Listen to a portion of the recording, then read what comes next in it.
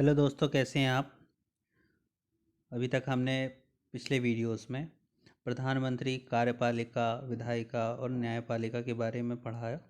इसमें न्यायपालिका का जो लास्ट लेक्चर था उसमें हमने पढ़ा कि न्यायपालिका किस तरीके से अपने कार्य करती है, उसकी क्या क्या भूमिका है और वह संविधान की व्याख्या किस तरीके से करती है, न्यायिक समीक्षा क्या होती है और जनहित याचिका क्या होती है।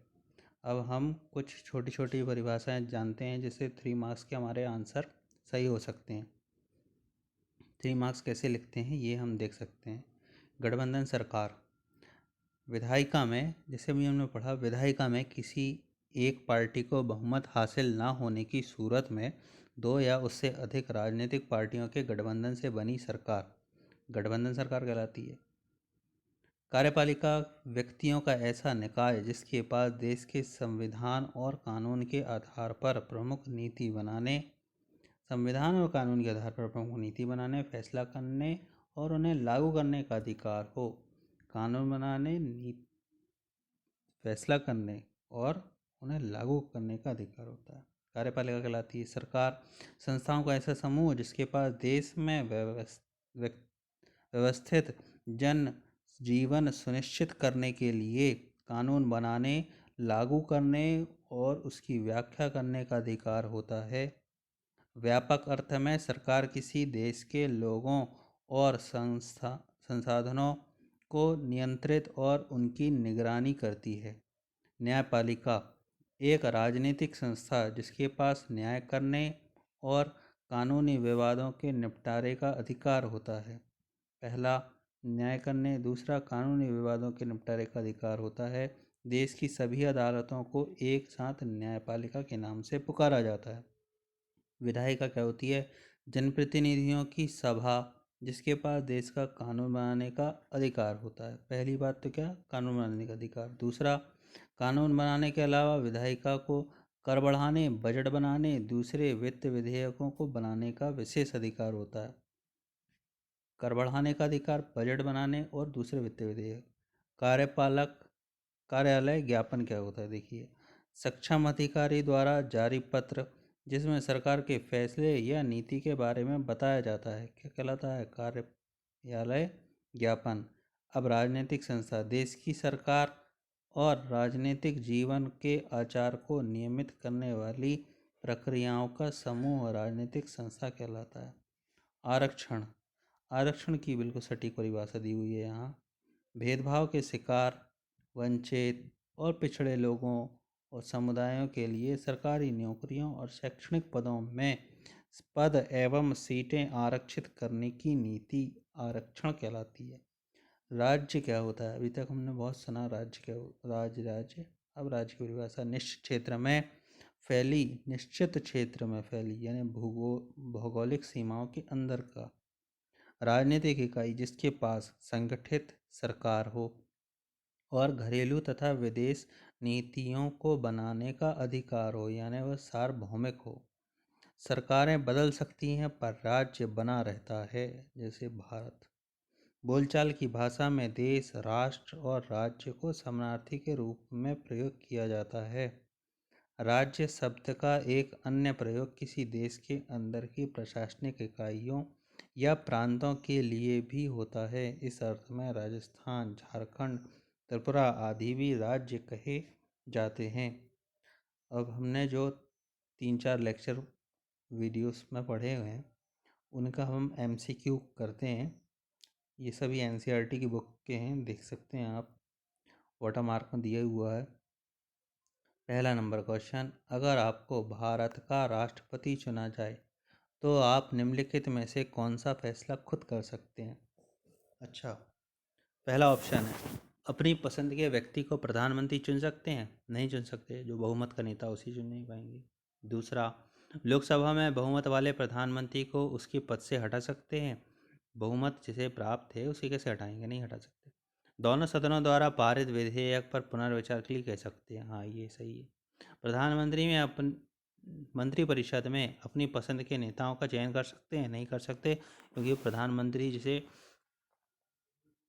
पसंद करते हैं उन्हें वह मंत्रिपरिषद बना सकते हैं और उसकी सिफारिश राष्ट्रपति करते हैं। तो ऑप्शन नंबर गा, थर्ड ऑप्शन इसका सही आंसर है। सेकंड क्वेश्चन देखते हैं, निम्नलिखित में से कौन राजनैतिक कार्यपालिका का हिस्सा होता है?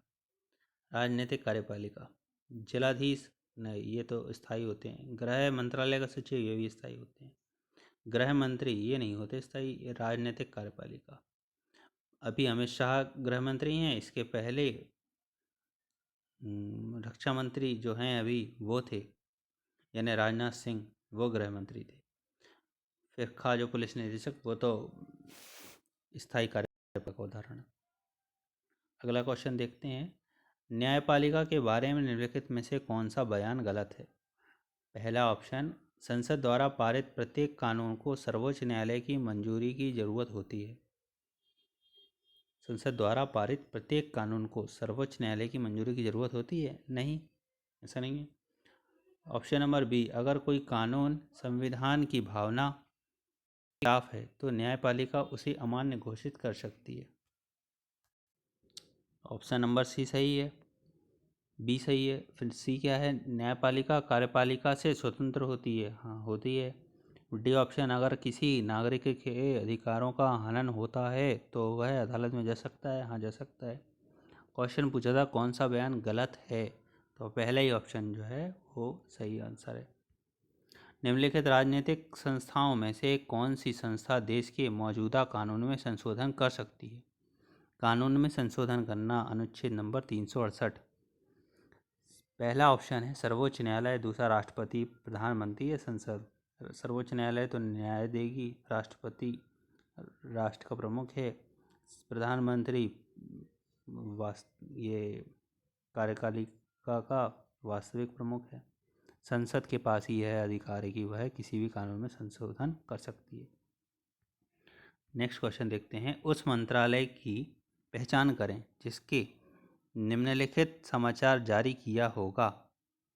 ऑप्शन नंबर 1, देश से जूट का निर्यात बढ़ाने के लिए एक नई नीति बनाई जा रही है। जूट से निर्यात, तो ये क्या होगा? ऑप्शन नंबर 4, वाणिज्य और उद्योग मंत्रालय। ग्रामीण इलाकों में टेलीफोन सेवाएं सुलभ कराई जाएंगी।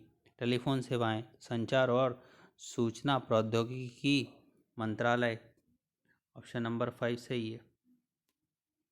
फिर है, सार्वजनिक वितरण प्रणाली के तहत बिकने वाले चावल और गेहूं की कीमतें कम की जाएंगी। इसके लिए कृषि, खाद्यान्न और सार्वजनिक वितरण मंत्रालय। पल्स पोलियो अभियान शुरू किया जाएगा, तो ये स्वास्थ्य से संबंधित है, तो स्वास्थ्य मंत्रालय। ऊंची पहाड़ियों पर तैनात सैनिकों के लिए भत्ते बढ़ाए जाएंगे, ये सैनिकों से रिलेटेड है, तो रक्षा मंत्रालय। फिर क्वेश्चन नंबर 6 है, देश की विधायिका, कार्यपालिका और न्यायपालिका में से उस राजनीतिक संस्था का नाम बताइए जो निम्नलिखित मामलों में अधिकारों का इस्तेमाल करती है। यानी सरकार के 3 अंग हैं, राजनीतिक संस्थाएं, विधायिका, कार्यपालिका, न्यायपालिका। तो हमको 4 ऑप्शन है, कौन सा ऑप्शन में क्या कार्य करता हुआ जाता है, किसके द्वारा, ये बताना है। सड़क, सिंचाई जैसे बुनियादी ढांचों के विकास और नागरिकों की विभिन्न कल्याणकारी गतिविधियों पर कितना पैसा खर्च किया जाएगा, यह कौन बताएगा? यह बताएगी कार्यपालिका। वैसे हाँ, कार्यपालिका बताएगी, मंत्री बताते हैं ना, क्योंकि। चलिए ठीक है। Option number B, stock exchange को नियमित करने संबंधी कानून बनाने की समिति के सुझाव पर विचार विमर्श करती है। विचार विमर्श कौन करती है? ये